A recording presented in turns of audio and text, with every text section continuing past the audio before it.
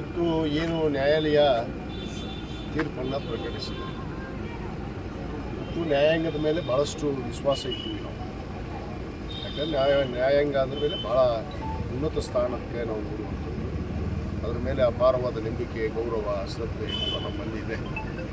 ಆ ನ್ಯಾಯಾಂಗ ಅನ್ನೋದು ಉಳಿಬೇಕು ಈ ದೇಶದಲ್ಲಿ.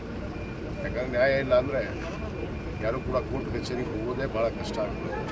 ಆ ನಿಟ್ಟಿನಲ್ಲಿ ಏನು ಒಂದು ತೀರ್ಪನ್ನು ಕೊಟ್ಟಿದ್ದಾರೆ, ನ್ಯಾಯಾಧೀಶರು ತೀರ್ಪನ್ನು ಕೊಟ್ಟಿದ್ದಾರೆ. ಅದಕ್ಕೆ ಮತ್ತೆ ಮುಂದುವರೆದು ಡಬಲ್ ಬೆಂಚ್ ಇರ್ತೈತಿ, ಇನ್ನೂ ಸರ್ವೋಚ್ಚ ನ್ಯಾಯಾಲಯ ಇದೆ. ನೋಡೋಣ, ಅದಕ್ಕೆ ನ್ಯಾಯವನ್ನು ಕೇಳೋದಕ್ಕೆ ನಾವು ಮುಂದೆ ಖಂಡಿತವಾಗಿ ನಮ್ಮ ಮಾನ್ಯ ಮುಖ್ಯಮಂತ್ರಿಗಳ ಮೇಲೆ ಏನು ಸುಳ್ಳು ಆರೋಪ ನಮಗೆ ಗೊತ್ತಿರೋ ಹಾಗೆ ನಮ್ಮ ಅನಿಸಿಕೆ, ಅದರಲ್ಲಿ ಯಾವುದೇ ತಪ್ಪಿಲ್ಲ ಅನ್ನೋದು ನಮಗೆ ಭಾವನೆ. ಆ ಕಾರಣಕ್ಕೆ ಇವತ್ತು ನ್ಯಾಯವನ್ನು ಕೇಳ್ಕೊಂಡು ಈ ನ್ಯಾಯಾಲಯಕ್ಕೆ ಇವತ್ತು ನ್ಯಾಯಾಧೀಶರು ತೀರ್ಪು ಕೊಟ್ಟಿದ್ದಾರೆ. ಅದನ್ನು ಪ್ರಶ್ನಿಸಿ ನಾವು ಮೇಲೆ ಇನ್ನೂ ಸರ್ವೋಚ್ಚ ನ್ಯಾಯಾಲಯಕ್ಕೆ ಅದನ್ನು ಕೇಳುವಂಥ ಕೆಲಸ ನಮ್ಮ ನಾಯಕರು ಮಾಡ್ತಾರೆ. ಯಾಕಂದರೆ ನಮ್ಮ ನಾಯಕರು ಒಂದು ಭದ್ರತೆ ಇರುವಂಥ ನಾಯಕರು. ಯಾಕಂದರೆ ಒಂದು ಭ್ರಷ್ಟಾಚಾರದ ಇಲ್ಲಾರದೆ ಇವತ್ತು ಒಂದು ಕಪ್ಪು ಚುಕ್ಕೆ. ಯಾಕಂದರೆ ಕಳೆದ 5 ವರ್ಷ ಈ ರಾಜ್ಯದಲ್ಲಿ ಜನ ನೋಡಿದ್ದಾರೆ, ಅವರ ಆಡಳಿತವನ್ನು ಕೂಡ ಇವತ್ತು ನೋಡಿದ್ದಾರೆ. ಯಾಕಂದರೆ ಎಷ್ಟು ಸ್ವಚ್ಛವಾದ ಆಡಳಿತವನ್ನು ಈ ರಾಜ್ಯದ ಜನತೆಗೆ, ಬಡವರಿಗೆ, ಇವತ್ತು ಎಲ್ಲ ವರ್ಗದ ಜನರಿಗೆ ನ್ಯಾಯವನ್ನು ಕೊಟ್ಟಿದ್ದಂಥ ನಾಯಕರು. ನಮ್ಗೆ ವಿಶ್ವಾಸ ಐತಿ ಅವ್ರ ಮೇಲೆ. ಇದರಲ್ಲಿ ಏನೂ ಇಲ್ಲ, ತಪ್ಪಿಲ್ಲ. ಅದು ಸುಮ್ಮನೆ ಆರೋಪ ಮಾಡ್ತಾರೆ. ಆದರೆ ಇಲ್ಲೆಲ್ಲೋ ಒಂದು ಕಡೆ ಏನು ಅನ್ನಿಸ್ತಾ ಇದೆ ಅಂದರೆ, ಈ ದೇಶದಲ್ಲಿ ಏನು ಕಳೆದ ಸ್ವಲ್ಪ ವರ್ಷಗಳಿಂದ ಏನೋ ಒಂದು ದ್ವೇಷದ ರಾಜಕೀಯ ನಡೀತಾ ಇದೆ.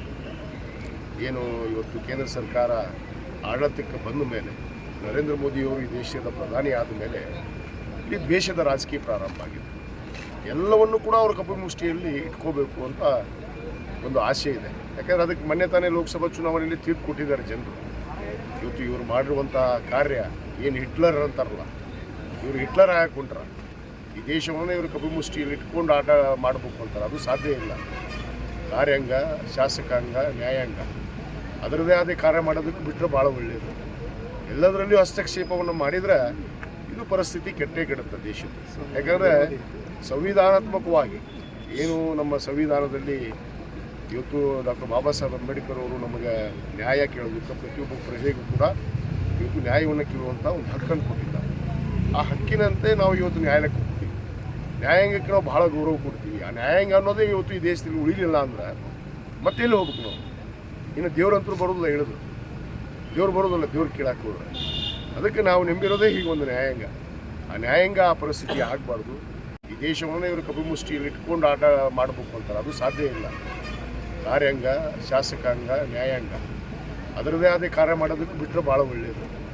ಎಲ್ಲದರಲ್ಲಿಯೂ ಹಸ್ತಕ್ಷೇಪವನ್ನು ಮಾಡಿದರೆ ಇದು ಪರಿಸ್ಥಿತಿ ಕೆಟ್ಟೇ ಕೆಡುತ್ತೆ ದೇಶದ. ಯಾಕಂದರೆ ಸಂವಿಧಾನಾತ್ಮಕವಾಗಿ ಏನು ನಮ್ಮ ಸಂವಿಧಾನದಲ್ಲಿ ಇವತ್ತು ಡಾಕ್ಟರ್ ಬಾಬಾ ಸಾಹೇಬ್ ಅಂಬೇಡ್ಕರ್ ಅವರು ನಮಗೆ ನ್ಯಾಯ ಕೇಳೋದಕ್ಕೆ ಪ್ರತಿಯೊಬ್ಬ ಪ್ರಜೆಗೂ ಕೂಡ ಇವತ್ತು ನ್ಯಾಯವನ್ನು ಕೇಳುವಂಥ ಒಂದು ಹಕ್ಕನ್ನು ಕೊಟ್ಟಿದ್ದಾರೆ. ಆ ಹಕ್ಕಿನಂತೆ ನಾವು ಇವತ್ತು ನ್ಯಾಯಾಲಯಕ್ಕೆ ಹೋಗ್ತೀವಿ. ನ್ಯಾಯಾಂಗಕ್ಕೆ ನಾವು ಭಾಳ ಗೌರವ ಕೊಡ್ತೀವಿ. ಆ ನ್ಯಾಯಾಂಗ ಅನ್ನೋದೇ ಇವತ್ತು ಈ ದೇಶದಲ್ಲಿ ಉಳಿಲಿಲ್ಲ ಅಂದ್ರೆ ಮತ್ತೆಲ್ಲಿ ಹೋಗ್ಬೇಕು ನಾವು? ಇನ್ನು ದೇವ್ರಂತರೂ ಬರೋದಿಲ್ಲ, ಹೇಳಿದ್ರು ದೇವ್ರು ಬರೋದಿಲ್ಲ, ದೇವ್ರು ಕೇಳಕ್ಕೆ ಹೋದ್ರೆ. ಅದಕ್ಕೆ ನಾವು ನಂಬಿರೋದೇ ಹೀಗೊಂದು ನ್ಯಾಯಾಂಗ.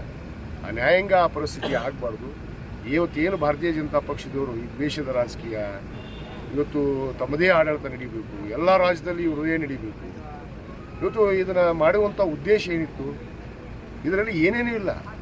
ನೇರವಾಗಿ ಗಣಹೊತ್ತ ರಾಜ್ಯಪಾಲರು ಇದರೊಳಗೆ ಭಾಗವಹಿಸುವಂಥದ್ದು ಅವಶ್ಯಕತೆಯೂ ಇರಲಿಲ್ಲ. ಅದಕ್ಕೆ ಒಂದು ಕಾರ್ಯಾಂಗ ಇದೆ. ಕಾರ್ಯಾಂಗ ಆದಮೇಲೆ ಅದು ನ್ಯಾಯಾಂಗ ಅನ್ನೋದಿದೆ. ನ್ಯಾಯಾಂಗ ಕಾರ್ಯಾಂಗ ಬಿಟ್ಟು ಇವರು ಸೀದಾ ಸಂವಿಧಾನಾತ್ಮಕವಾದ ಹುದ್ದೆಯನ್ನು ವಹಿಸಿದಂಥ ಸನ್ಮಾನ್ಯ ರಾಜ್ಯಪಾಲರು ಇವತ್ತು ಇದಕ್ಕೆ ನೇರವಾಗಿ ಭಾಗವಹಿಸಿದ್ದು ಇದು ಸರಿಯಲ್ಲ. ಈ ರೀತಿ ಆಡಳಿತಗಳು ಆಗಬಾರ್ದು. ದೇಶದ ವ್ಯವಸ್ಥೆ ಕೆಡಬಾರ್ದು. ಒಂದು ಸಿಸ್ಟಮ್ ಅನ್ನೋದಿದೆ, ಆ ಸಿಸ್ಟಮ್ ಅನ್ನೋದು ಹದಗೆಡಬಾರ್ದು. ಅದನ್ನು ಕೆಡಿಸೋದಕ್ಕೆ ಇವತ್ತು ಭಾರತೀಯ ಜನತಾ ಪಕ್ಷದವರು ಏನು ಸಿದ್ದರಾಮಯ್ಯವ್ರನ್ನ ಟಾರ್ಗೆಟ್ ಮಾಡಿದ್ದಾರೆ ಅಷ್ಟೇ. ಸಿದ್ದರಾಮಯ್ಯವ್ರ ಮೇಲೆ ಟಾರ್ಗೆಟ್. ಈ ದೇಶದಲ್ಲಿ ನೋಡ್ರಿ, ನರೇಂದ್ರ ಮೋದಿ ಅವರಿಗೆ ತಕ್ಕ ಉತ್ತರ ಕೊಡುವಂಥ ಒಂದು ಕಪ್ಪು ಚುಕ್ಕೆ ಇಲ್ಲ ಅರ್ಧೆ ರಾಜಕೀಯ ಜೀವನವನ್ನು ನಡೆಸ್ಕೊಂಡು ಬಂದಂಥ ನಾಯಕ ಅದು ಸಿದ್ದರಾಮಯ್ಯನವರೊಬ್ಬರೇ. ಆ ಸಿದ್ದರಾಮಯ್ಯನವ್ರು ಏನಾದರೂ ಮಾಡಿ ಮುಗಿಸ್ಬಿಟ್ರೆ, ಸಿದ್ದರಾಮಯ್ಯನವ್ರು ಏನಾದರೂ ಮಾಡಿ ಸಿಗಿಸ್ಬಿಟ್ರೆ ಎಲ್ಲವೂ ಸರಳ ಆಗುತ್ತೆ ಅನ್ನೋದು ತಿಳ್ಕೊಂಡಿದ್ದಾರೆ. ಅಷ್ಟು ಸರಳ ಅಲ್ಲ. ಸಿದ್ದರಾಮಯ್ಯನಂತವ್ರು 100 ಜನ ಹುಟ್ಟುತ್ತಾರೆ, ಮುಂದೆ ಹುಟ್ಟಬೋದು. ಆದರೆ ಆ ನಾಯಕರನ್ನ ನ್ಯಾಯಯುತವಾಗಿ ಎದುರಿಸಲಿ. ಅವ್ರ ಮೇಲೆ ಆರೋಪ ಇದ್ರೆ ಯಾವುದಾದ್ರು ಒಂದು ಹುಡುಕಲಿಲ್ಲ ಇವರು. ಯಾಕಂದ್ರೆ ಇವ್ರು ಭಾರತೀಯ ಜನತಾ ಪಕ್ಷದವ್ರು ಗೊತ್ತೈತಿ, ಒಬ್ಬ ಮುಖ್ಯಮಂತ್ರಿ 14 ದಿವಸ ಜೈಲಿಗೆ ಹೋಗಿ ಬಂದ. ಅನೇಕ ಹಗರಣಗಳದಾವ ಅವ್ರ ಮೇಲೆ, 750 ಹಗರಣಗಳದಾವು. ಗಣವತ್ತರ ರಾಜ್ಯಪಾಲರು ಆ 750 ಹಗರಣಗಳನ್ನು ಕೂಡ ತನಿಖೆ ಮಾಡಲಿ. ಜೊಲ್ಲೆ, ನಿರಾಣಿ, ಯಡಿಯೂರಪ್ಪ, ವಿಜೇಂದ್ರ ಎಷ್ಟು ಕೊಡಲಿ? ಕುಮಾರಸ್ವಾಮಿ ಅದೇ ಮೂಡದಲ್ಲಿ ಇದೇ ಕುಮಾರಸ್ವಾಮಿ ಜಮೀನು ತಗೊಂಡನ. ಮತ್ತೇನು ಕೊಟ್ಟನ? ಮೈಸೂರಿನಲ್ಲಿ ನಾನು ವಾಸಿ ಅಂತ ಕೊಟ್ಟ. ಇವನು ಮೈಸೂರು ವಾಸಿನ ಕುಮಾರಸ್ವಾಮಿ ಇವತ್ತು ಕೇಂದ್ರ ಸಚಿವ ಅದಾನಂತ ಅವನು ಬಚಾವ್.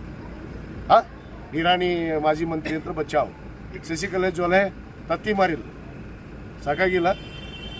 ಇಂಥವು 100 ಹಗರಣಗಳದಾವು. ಅವನಷ್ಟು ತನಿಖೆ ಮಾಡಲಿ ಅವ್ರು ತಾಕತ್ತಿದ್ರು ಭಾರತೀಯ ಜನತಾ ಪಕ್ಷದವರು.